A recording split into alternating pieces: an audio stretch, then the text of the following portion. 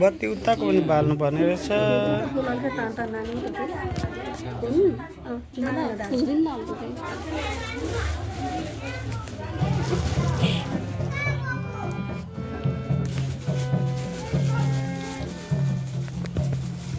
यसो पछि मलाई सम्झना हुन्छ। माइजूले दीक्षा लिनुभएको गुरुबाट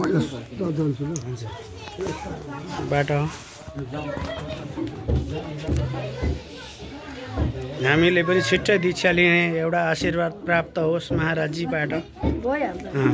मन गरेर भइहाल्छ के हुन्छ भने तर यो जति राम्रो केही पनि भावना चाहिँ छ। अब समय कहिले जुर्छ भन्ने कुरा चाहिँ छ।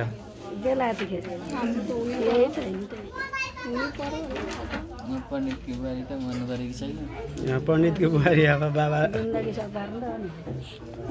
सिकाउन थालिरहेको छ मलाई यसो बाबा भनेर।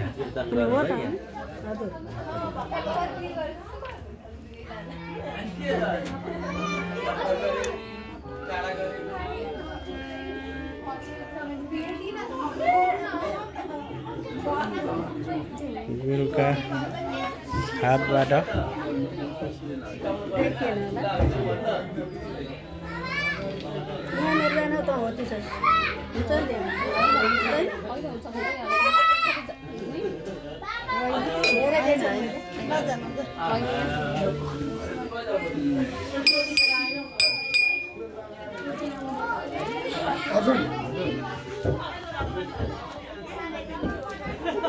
माइजूको चाहिँ अनुहार देखिएन नदेखियोस् न गुरु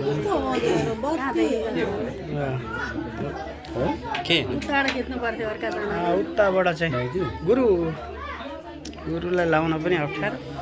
त्यताबाट चाहिँ यो अलिकति भिडियो बनाइरहेको छु। धेरै नहल्लाइदिन है कर्नरबाट गुरु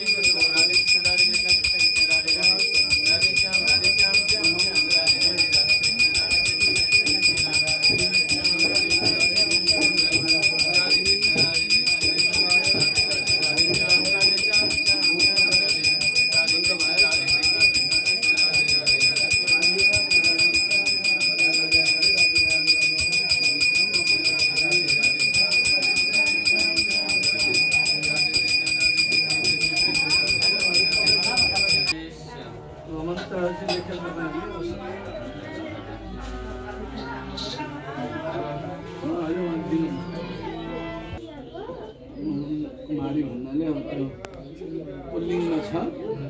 यसलाई चाहिँ अब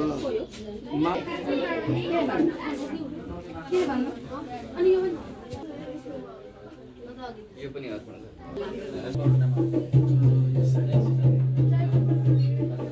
भगवानलाई पनि गुरु प्रसाद परम्परा जस्तै बुबा हजुरबा कुम्रिया जस्तै यो गुरु परम्परा हो।